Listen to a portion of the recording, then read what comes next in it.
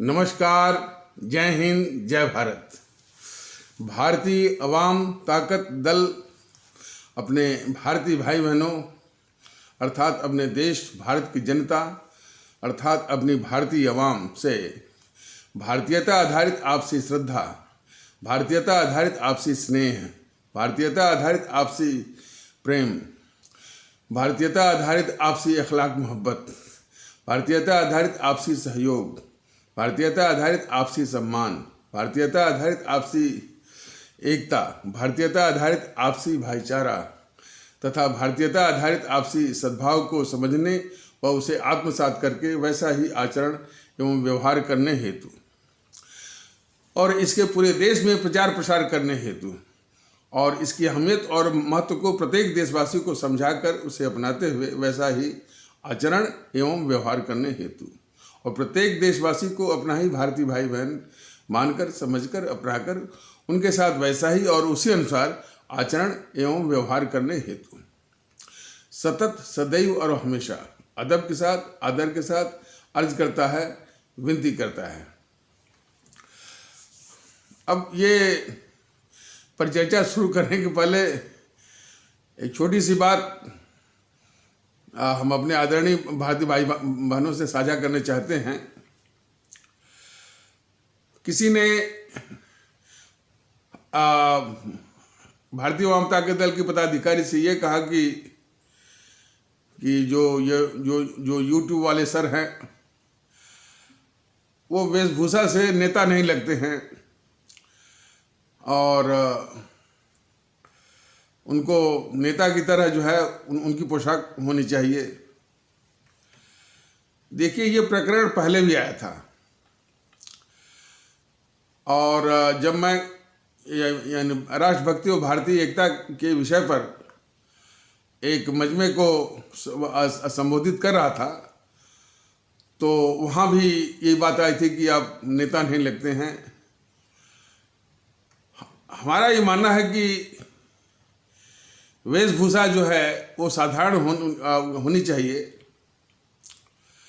जहाँ तक कि नेता का सवाल है, मैंने शायद किसी एपिसोड में स्पष्ट किया हुआ है कि मैं नेता नहीं हूँ,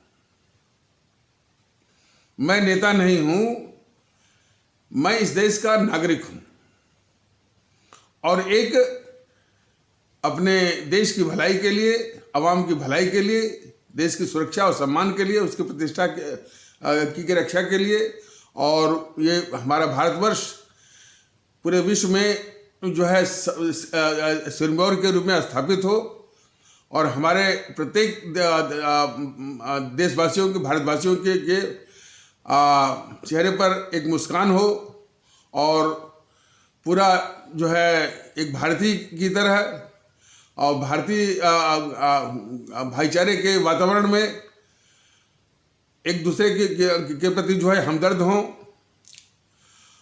और पूरे देश में भारतीयता का माहौल हो। लगभग इसी प्रयास में एक नीति चला रहा है और हमारे आदरणीय भारतीय भाई बहन जिस वक्त भी ये इसका समर्थन करेंगे, सत्ता का उपकरण हाथ में आएगा तो उनकी खिदमत और अपने मुल्क की खिदमत जो है उसी जज्बे से अपने अपने अपने अपने आदरणीय भारतीय भाई बहनों को जो भारतीय नागरिक की जो प्रतिष्ठा है, जो इज्जत है, वो बख्शते हुए उनको उनकी खिदमत और उनको सेवा मौके पर और न्याय भी मौके पर इत्यादि जो है वो देगा और देने का प्रयास करेगा और अपने देश का महत्व और देश की जितनी संस्थाएं हैं, न्यायपालिका है, कार्यपालिका है, विधायिका है, इनका उचित सम्मान जो कि आजकल उनके सम्मान में भी जो इस तरह के जो देश विरोधी तत्व हैं, असामाजिक तत्व हैं, उन पर भी आक्षेप कर रहे हैं, उनकी और उनको चुनौती दे रहे हैं तो उनके भी सम्मान की रक्षा का रक्षा के प्रति जो है वो प्रतिबद्धता, तो इस संबंध में वो भारतीय अवाम ताकत दल वो करके दिखाएगा। और जिस वक्त जो है हमारे और हमारे आदरणीय भारतीय भाई बहन या आदरणीय भारतीय भाई बहन मतदातागण ये विश्वास वो हटा लेंगे, तो फिर मैं वो नागरिक की ही तरह से और फिर वो वही मुहिम चलाई जाएगी। और फिर जब वो विश्वास व्यक्त करके फिर वो उसका उपकरण देंगे, तो फिर उसी मुहिम को मैंने उसी वातावरण के उसी जज्बे में देश की सेवा, अपने मुल्क की खिदमत और अपने अवाम की खिदमत की जाएगी, जब भी इस तरह का विश्वास मिलेगा, सत्ता का उपकरण मिलेगा। और तो जहाँ तक मेरा प्रश्न है, तो मैं नेता नहीं हूँ, मैं इस देश का नागरिक हूँ और नागरिक की प्रतिष्ठा सर्वोच्च है और ये सभी को जानना चाहिए। और मैं नेता हूँ और कोई भी नेता नहीं है, मैं नेता हूँ। ये जिनको नेता कहते हैं, देख लीजिए, ये नेता हो सकते हैं आपको, जो दिन रात झूठ बोलते हैं, आपको छलते हैं, आप जो है आपका जो है वो जो छल कपट का व्यवहार करते हैं और हमेशा धोखा देते हैं जनता को भी, देश को भी। और इन लोगों ने कितना दुख दिया है इस देशवासियों को, संस्थाओं को, मुल्क को। तो इनको नेता आप नहीं कर सकते हैं। तो नेता न तो सोनिया है, न तो मोदी है, न तो नेहरू है, न तो इंदिरा है या कोई भी नेता। नेहरू इंदिरा तो इस देश के गद्दार हैं, तो कोई भी नेता नहीं है। नेता का ये मतलब होता है कि जो पूरे देश की समस्याओं के लिए उसका एक मुस्त एक दृष्टिकोण हो, एक दर्शन हो और पूरे देशवासियों को एक दिशा दिखाए, वो नेता है। जब यह देश अंग्रेजों की गुलामी के संकट के दौर से गुजर रहा था, तो हमारे नेताजी सुभाष चंद्र बोस ने एक रास्ता दिखाया था कि तुम मुझे खून दो, मैं तुमको आज़ादी दूंगा। उनका एक दर्शन था कि आप मुल्क के लिए, कुर्बानी के लिए मानसिक रूप से तैयार होइए। यानी हम सभी अपने देश की आज़ादी की खातिर कुर्बानी के लिए मानसिक रूप से तैयार हुए, तभी जाकर के हम आज़ादी पाने के नैतिक अधिकारी बन सकते हैं। ये उनका एक दर्शन था, एक आह्वान था। तो वो नेता थे। तो देश को सिर्फ एक ही नेता प्राप्त हुआ है, सौभाग्य से, वो हमारे आदरणीय राष्ट्रभक्त शिरोमणि नेताजी सुभाष चंद्र बोस। और उसके अलावा कोई भी नेता नहीं, सब बकवास। इसीलिए मुझे भी वो नेता कहने और सुनने में कोई खास महत्व दिखता नहीं है। मैं इस देश का नागरिक हूँ और ये बाकी लोग भी जो है वो नेता नहीं है। मोदी भी नेता नहीं है और कोई भी नेता नहीं है। नेता सिर्फ जो है सुभाष चंद्र बोस।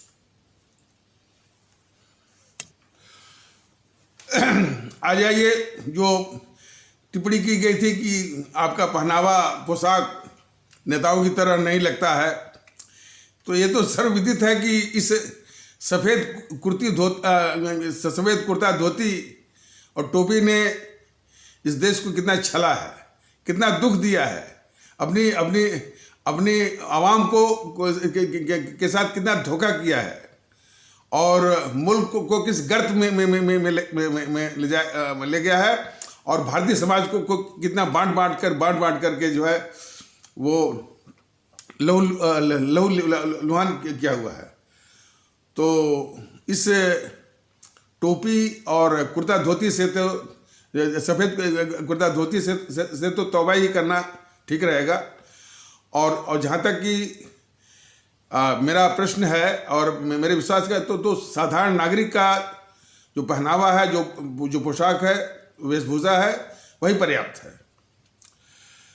और उससे ऊपर बात कि पोशाक पहनावा साधारण होनी चाहिए, महत्व होना चाहिए कि आपके विचारों की, और विचारों से ऊपर आपके कर्तव्य की।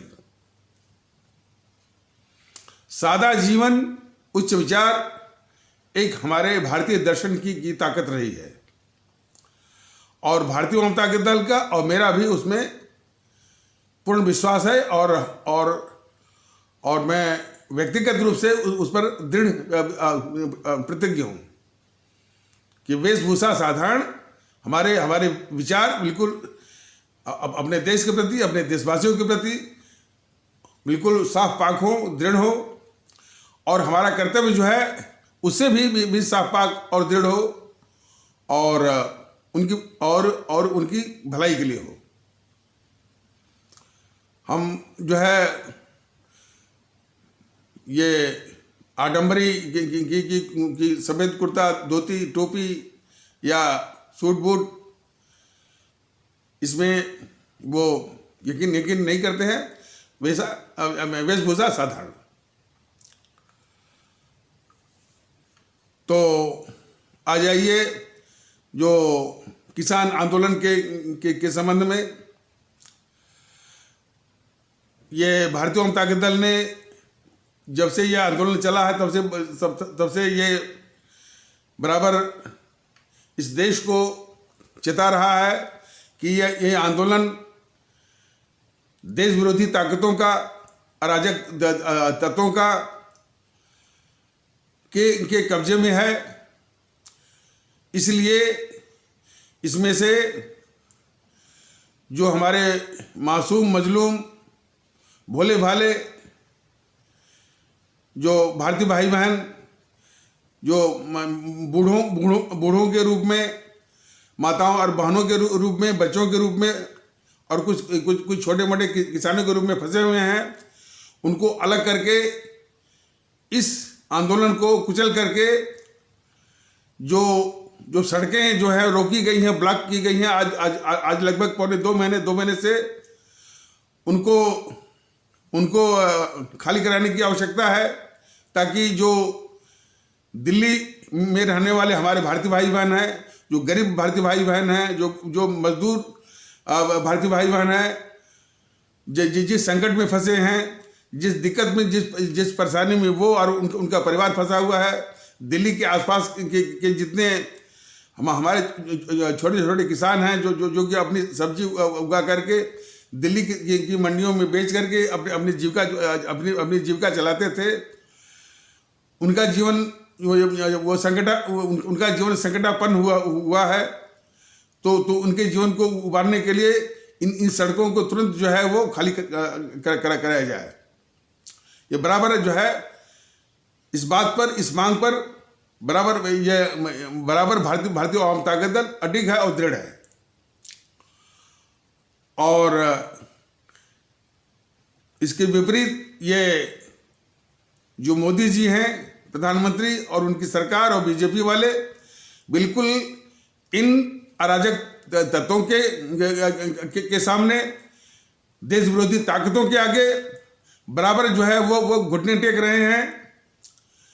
सर्वोच्च न्यायालय भी क्यों वो लचर हुआ है, क्यों इनसे ये वार्तालाप की बात कर रहा है।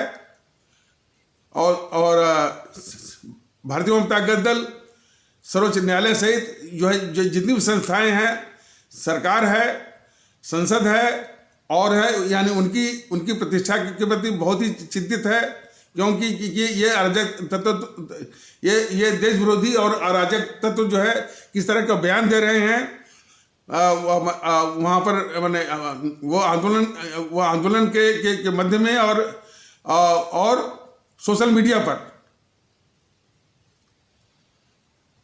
और यहाँ तक कि जब ये वो टीवी चैनलों में जो परिचर्चा चल रही है, वहाँ भी आकर के इसी तरह की गंदगी वो फैला रहे हैं।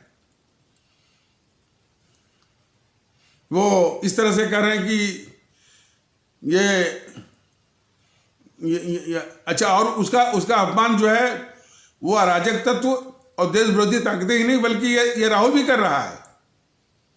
सर्वोच्च न्यायालय का अपमान ये राहुल भी कर रहा है।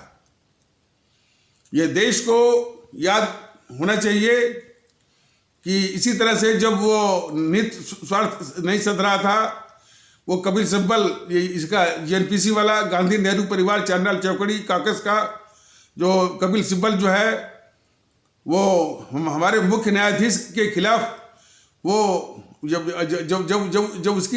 उसका निहित स्वार्थ नहीं सध रहा था, उसी जो है वो जो है सर्वोच्च न्यायालय से, जबकि ये कपिल सिब्बल, प्रशांत भूषण इत्यादि जो है कोर्ट फिक्सरों में आते हैं। और कोर्ट फिक्सर जो है हमारे यानी सर्वोच्च न्यायालय के लिए बहुत बड़ी बाधा है। या इसके लिए भारतीय जनता दल ने काफ़ी निवेदन किया हुआ कि कोर्ट फिक्सर की जो समस्या सर्वोच्च न्यायालय के आसपास है तुरंत वो दूर की जाए। और उन्हीं कोर्ट फिक्सरों में ये कपिल सिब्बल और जो है ये जो है प्रशांत भूषण का नाम अक्सर आता है। तो जब उसकी जो है स्वार्थ सिद्धि नहीं हुई, तो वो जो है तत्कालीन भारत के मुख्य न्यायाधीश जस्टिस श्री दीपक मिश्रा के खिलाफ महाअभियोग का अभियान चलाया। और फिर जब वो प्रस्ताव जो है राज्यसभा के अध्यक्ष और उपराष्ट्रपति वेंकैया नायडू जी ने उसको खारिज कर दिया, तो फिर जो है उनके मैंने जो है राज्यसभा के चेयरमैन के फैसले के खिलाफ फिर वो सुप्रीम कोर्ट गया। यानी सुप्रीम कोर्ट के मुख्य न्यायाधीश के खिलाफ महाअभियोग का प्रस्ताव लेकर के संसद गया, और जब संसद ने उसको खारिज कर दिया तो फिर उसको लेकर के सुप्रीम कोर्ट पहुंचा। और सुप्रीम कोर्ट कह भी रहा था कि आप बहस करो। तो इस तरह के सब अब घटिया किस्म के निहित स्वार्थ वाले हैं, जो कि हमारे जो न्यायपालिका जो है जो इतनी बड़ी संस्था है हमारी, उसको अपमानित करने का, उसकी प्रतिष्ठा को आघात पहुंचाने का हर वक्त जो है वो काम करते रहते हैं। सुनने में आ रहा है कि वो जो कमेटी बनाई गई थी उसमें एक कोई भूपेंद्र सिंह मान जो है वो धमकी के आगे झुक गए और उन्होंने अपने को अलग कर लिया। ये बहुत खतरनाक संकेत है कि सुप्रीम कोर्ट के द्वारा बनाई गई कमेटी का सदस्य जो है इन आतंकवादियों की धमकी के आगे वो डर जा रहा है। यानी उसको भारत सरकार द्वारा दी गई सुरक्षा पर भरोसा नहीं है। भारत सरकार की जो कायरता भरी इसकी नीति है, इस नीति के चलते उसको अपनी निजी सुरक्षा आतंकवादियों के धमकी की पृष्ठभूमि में अपने को वो सुरक्षित जो है अपने को सुरक्षित वो उसने उस सदस्य ने देखा नहीं। तो ये बहुत बड़ी चिंता की बात है कि सर्वोच्च न्यायालय के द्वारा गठित कमेटी का सदस्य भारत सरकार या मोदी की सरकार या मोदी जी के व्यवस्था के द्वारा दी गई जो है सुरक्षा व्यवस्था में यानी उसके सदस्य का विश्वास नहीं है। ये बहुत ही एक खतरनाक संकेत है। वो एक लिपापोती के रूप में कहा गया था कि वो जिसने धमकी दिया था, तो वो वहाँ के साथ कनाडा के हाई कमीशन जो उच्चायोग को बोला गया कि किसने धमकी दिया। ये लिपापोती वाली बात है वो क्रेडेंशियल, क्रेडिबिलिटी, विश्वसनीयता। तो इस मोदी सरकार की मोदी सरकार की विश्वसनीयता पर प्रश्न आता है कि यह जो है सर्वोच्च न्यायालय के द्वारा गठित कमेटी का सदस्य जो है आतंकवादियों की धमकी की पृष्ठभूमि में अपने को सुरक्षित महसूस नहीं कर रहा है, यह प्रश्न है। तो ऐसी सरकार को चुल्लू भर पानी में डूब मरना चाहिए और सर्वोच्च न्यायालय को भी थोड़ी सख्ती दिखानी पड़ेगी, अनुशासन दिखाना पड़ेगा और ऐसी ताकतों के खिलाफ ताकत का इस्तेमाल करना पड़ेगा। कुछ और भी उदाहरण जो है वो, चूंकि भारतीय जनता ताकत दल को अपने देश की चिंता है और अपने देश की जितनी संवैधानिक संस्थाएं हैं उनकी प्रतिष्ठा की भी चिंता है। तो उसी कम्युनिस्टों के प्रवक्ता, अब हमने तो नहीं सुना, लेकिन ये सुना गया कि किसी ने कहा है, वो टीवी चैनल के डिस्कशन के पैनल में कहा है कोई कम्युनिस्ट का नेता कि ये सुप्रीम कोर्ट नहीं बल्कि मुजरा कोर्ट है। हमारा भारतीय अवाम ताकत दल का ये कहना है कि जो टीवी चैनल वाला, देखिए एक छोटी सी बात यदि कोई योगी जी के खिलाफ कह दे तो पुलिस उसको पकड़ करके कोर्ट में पेश करती है और जेल में उसको बंद कर देती है। मोदी जी के खिलाफ कोई सरेआम बोले या सोशल मीडिया में बोले तो उसको भी पकड़ लेती है पुलिस।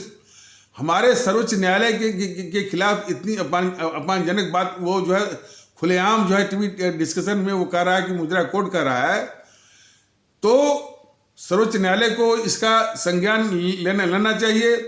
इस सरकार को फटकार लगाना चाहिए कि वो जो चैनल है वो चैनल को बंद करें और जो है और उस चैनल वाले ने उस कम्युनिस्ट के प्रवक्ता के खिलाफ एफआईआर क्यों नहीं करवाया और उस प्रवक्ता को अरेस्ट किया जाए और जो है कोर्ट में पेश किया जाए। और इस प्रकार जितनी भी और भी इस तरह की बातें जो है वो आंदोलन में कह रहे हैं कि ये सुप्रीम कोर्ट को अडानी ने, अंबानी ने और जो है वो धारा 370 और जो है राम मंदिर के विषय में पैसा दिया गया, यह सबको जो है in all such elements should be brought to book. यह अराजकता की स्थिति इस देश के लिए बहुत ही घातक होगी और बहुत भारी कीमत वो चुकानी पड़ेगी। इसलिए हमारी और भारतीय जनता दल की इस सर्वोच्च न्यायालय से विनम्र दरख्वास्त है कि ये सीधे आदेश दे सरकार को कि इस तरह के तत्वों को पकड़ें और उनको बंद करें, सजा दें, ताकि इस तरह की प्रवृत्ति पर वो रोक लगे और अराजकता पर रोक लगे।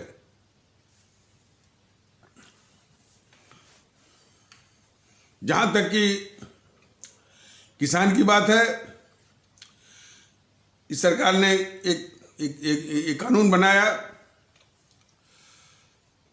चाहिए ये था कि आंदोलन की भनक मिलते ही जो है वो उपयुक्त जो है सुरक्षा व्यवस्था करके आंदोलन को वहीं पर पंजाब में रोका जाना चाहिए था। पंजाब के बाद वो हरियाणा की ओर बढ़ रहे थे तो उसको रोकना था। और इसमें ट्रैक्टर ट्राली का जो रोल है, सारी ट्रैक्टर ट्राली को दूर करके उसको तोड़ ताड़ करके वो पार किया जाए और रोड को तुरंत जो है खाली कराया जाए जनता के लिए, पूरे देश के लिए जो ये बंधक बनाए हुए हैं। तो ये चूंकि ये बहुत कायर किस्म की सरकार है, मोदी जो है सबसे कायर किस्म के जो है ये जो प्रधानमंत्री हैं और उसी कायरता को देखते हुए वो सुप्रीम कोर्ट भी लचर हो गया है। तो ये बहुत ही ये खतरनाक स्थिति है। ये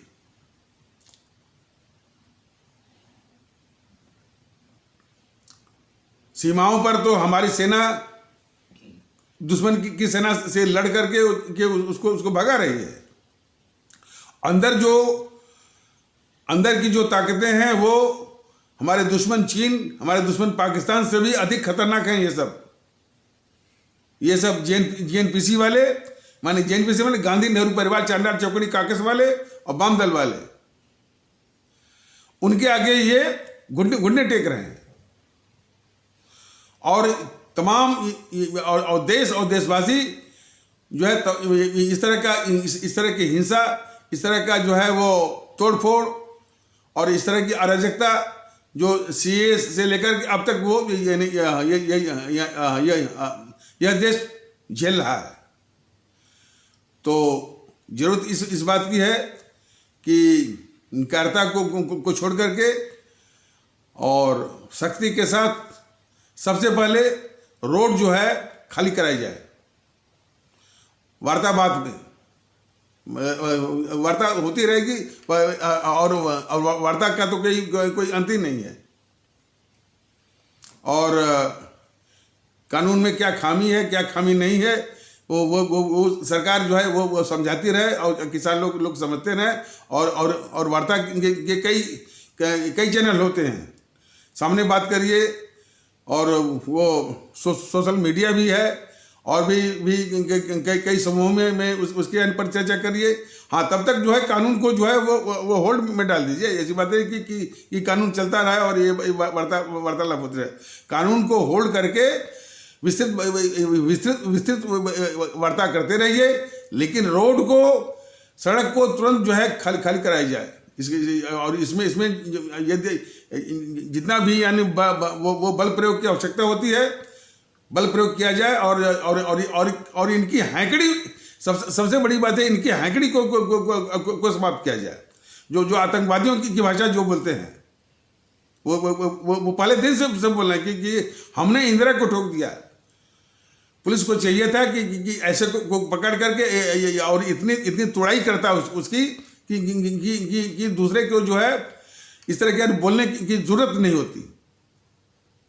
ऐसे बोलने वाले को या ऐसे बोलने वाले के सारे वो समर्थकों को पकड़ करके इस तरह से तुड़ाई होती तो किसी भी अराजक तत्व को इसकी जरूरत नहीं होती बोलने की कि हमने इंदिरा को ठोक दिया और इनकी क्या विसात।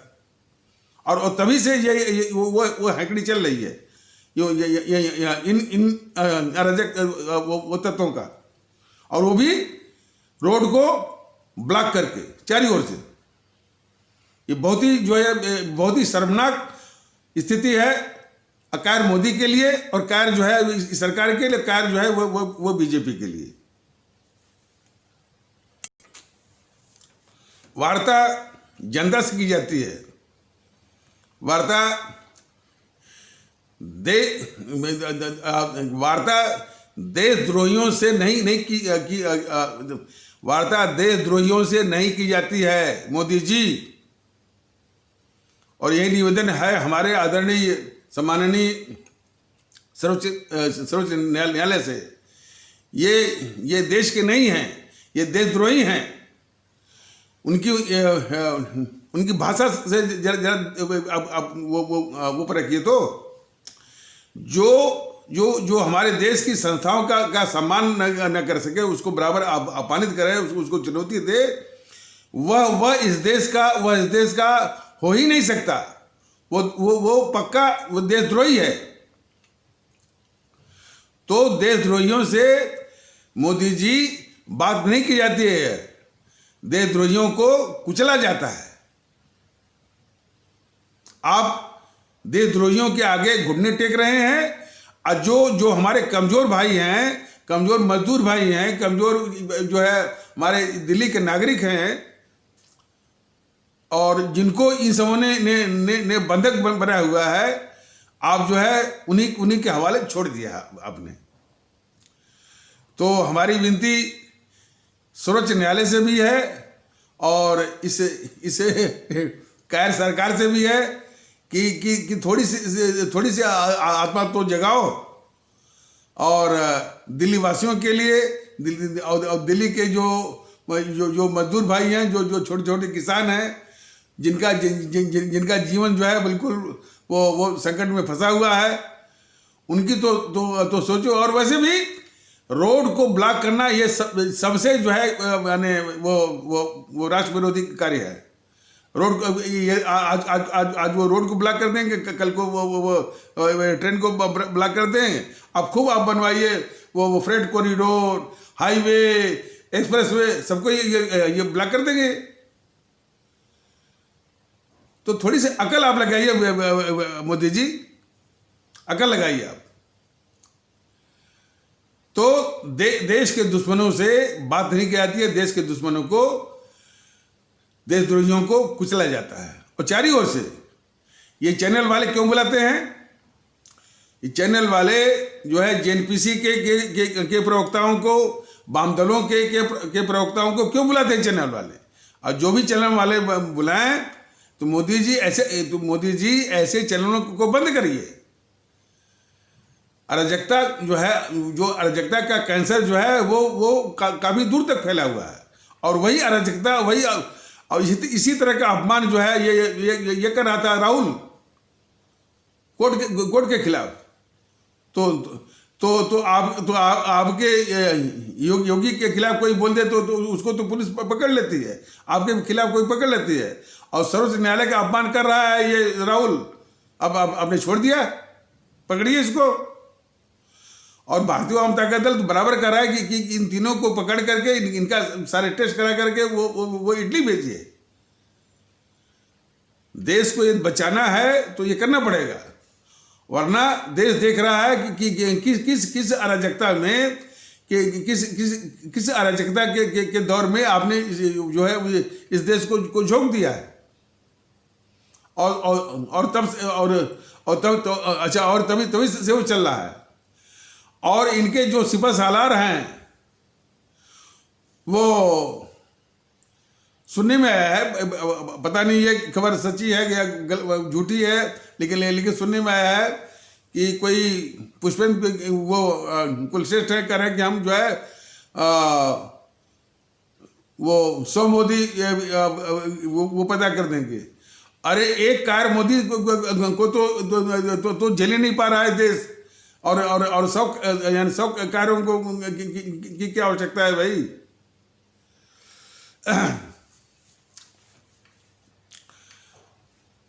तो हमेशा याद रखिए मोदी जी कि यह बहुत बड़ी कीमत दे करके देश की आज़ादी लाई गई है, बहुत बड़ी कीमत दे करके। उस कीमत को याद करिए।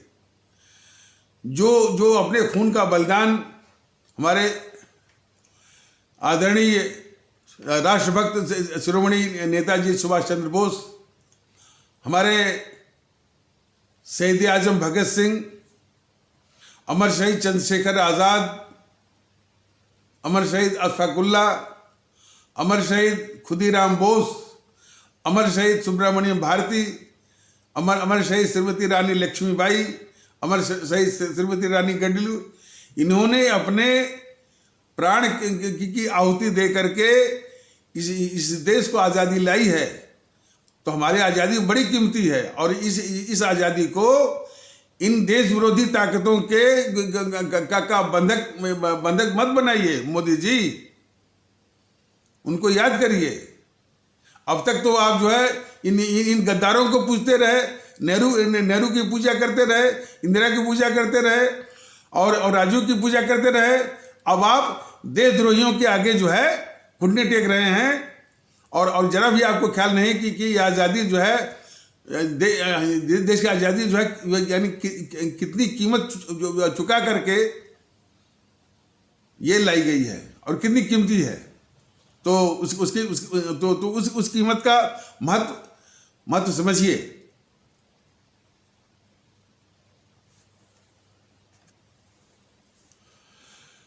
ये बीच में कुछ लगता है कि ये व्यवधान आ गया था। तो हमारी वायुसेना जब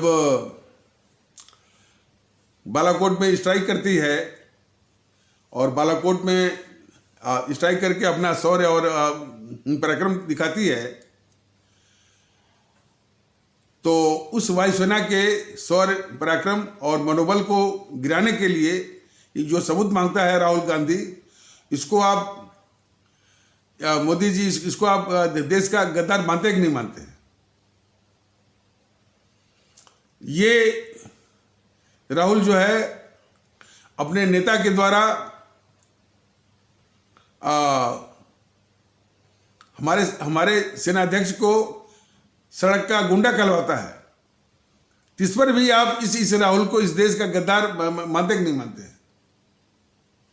ये राहुल अपने दुश्मन पाकिस्तान के सेनाध्यक्ष बाजवा को गले लगाने के लिए अपना दूत भेजता है, उसको नवजोत सिद्धू को। और कौन बाजवा? जिसके आतंकवादी, जिसकी सेना हमारे देश के लोगों की हत्या करते हैं। तो इस राहुल को आप गद्दार मानते कि नहीं मानते हैं? तो ऐसे जबकि आप इसका प्रयोग करते हैं,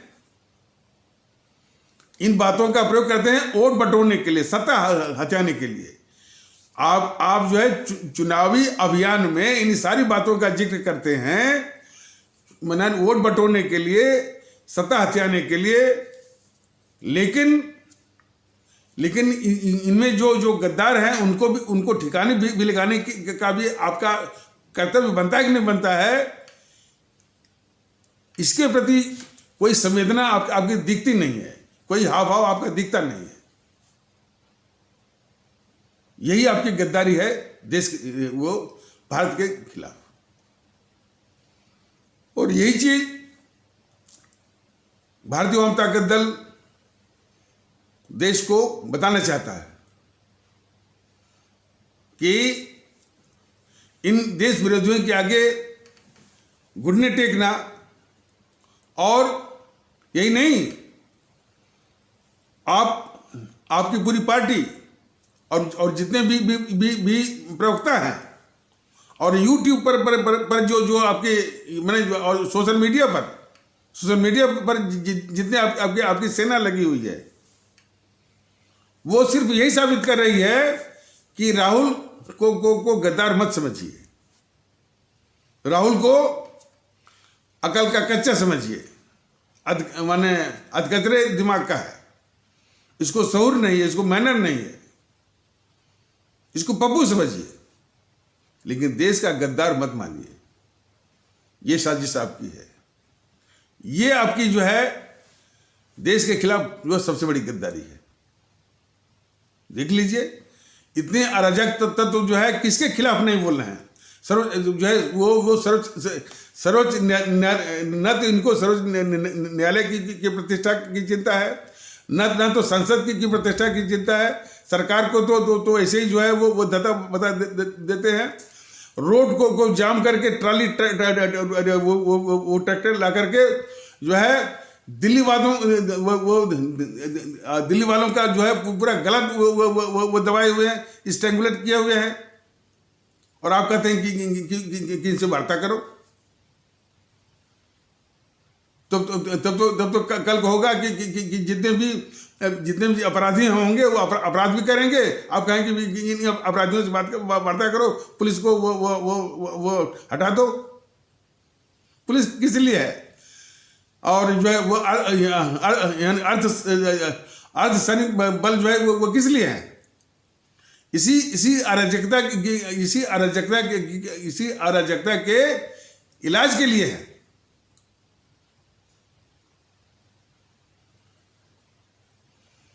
तो आपका राष्ट्रवाद तो देश ने देख लिया। आपका राष्ट्रवाद क्या मतलब यह है कि जो है राष्ट्रवाद के नाम पर वोट बटोरना, सत्ता हथियाना, सत्ता का भोग करना, विदेशों में घूमना, और फिर ऊंचे मन से सबका साथ, सबका विश्वास, मन की बात, ये बोलना, इसका प्रवचन देना और भारत विरोधी ताकतों के आगे घुटने टेकना और यानी देश के कमजोर और आम जो है वो नागरिकों को इन देश विरोधी ताकतों द्वारा फैलाई गई अराजकता के हवाले कर देना, ये आपका राष्ट्रवाद है। देश के आदरणीय भारतीय भाई बहन इनके इस बीजेपी के मोदी जी के राष्ट्रवाद को अच्छी तरह देख ले, और ऊपर से आपने एक चैनल वो लगा रखी है यूट्यूब पर, वो हिंदुत्व राष्ट्र उसकी गुट्टी पिला रहे हैं। और चैनल वाले बस वो दिन रात चर्चा चलाते हैं, लव जिहाद फलाने ठिकाने, देश में नफरत। ये आपका चरित्र है और ये आपका राष्ट्रवाद है। ये हर बीतते हुए दिन के साथ ये कीमत चुकाएगा यह देश, आपके इस छल छद्म वाला जो है वो राष्ट्रवाद और भारतीयता के आगे। और ये कहते हैं भारतीय सांस्कृतिक, अच्छा एक और सब उपाय इनका है, भारतीय सांस्कृतिक राष्ट्रवाद। इनके भारतीय सांस्कृतिक राष्ट्रवाद का नमूना भी देख लीजिए। इन जेएनपीसी वालों ने तो इस देश की संस्कृति के साथ तो खिलवाड़ किया ही है। इसने वो विज्ञापन में और ग्लैमर टेलीविज़न सिनेमा के जरिए जो है जिस तरह से हमारे भारतीय नारी के सम्मान के खिलाफ खिलवाड़ किया है, जिस तरह से वो पेश करते हैं नग्नता के रूप में, फुहरता के रूप में, वल्गरिटी के रूप में, ऑब्सैनिटी के रूप में, न्यूडिटी के रूप में हमारे, और जबकि हमारी भारतीय संस्कृति का के मूल में है नारी सम्मान। तो नारी सम्मान को किस तरह से तार करते हैं ये विज्ञापन वाले, ग्लैमर वाले, टेलीविजन वाले, सिनेमा वाले। ये आपके भारतीय सांस्कृतिक राष्ट्रवाद के तले यानी ये सब पल रहा है। ये आपका भारतीय सांस्कृतिक राष्ट्रवाद हो गया और राष्ट्रवाद की ये हालत है। तो ये इस तरह का भारतीय सांस्कृतिक राष्ट्रवाद और इस तरह का जो है आपका राष्ट्रवाद, ये दोनों आपको मुबारक। कम से कम इस देश को बख्श दीजिए। क्यों कि इस देश की आज़ादी हमारे वो अमर शहीदों ने अपना खून और बलिदान देकर के वो अर्जित किया हुआ है। और हम लोग और इस देश के लोग, भारतीय जनता दल, उनके खून से अर्जित इस आज़ादी को इन अराजक आपके जरिए इन अराजक तत्वों के हवाले नहीं होने देंगे।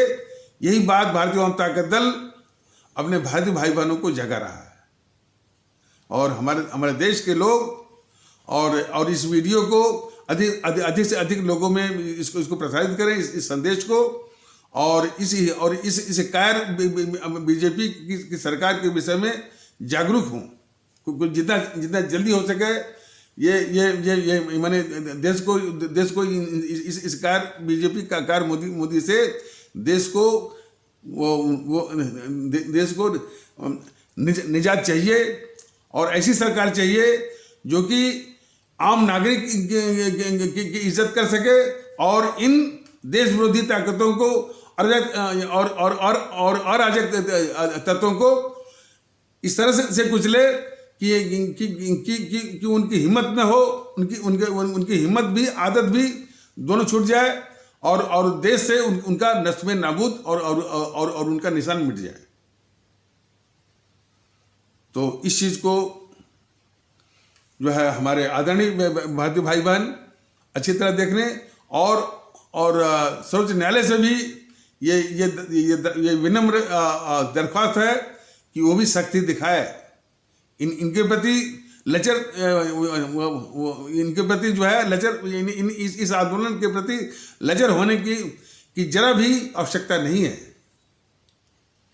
ये समय की मांग है और इस देश के आम नागरिक की मांग है और भारतीय वाम ताकत दल की भी मांग है।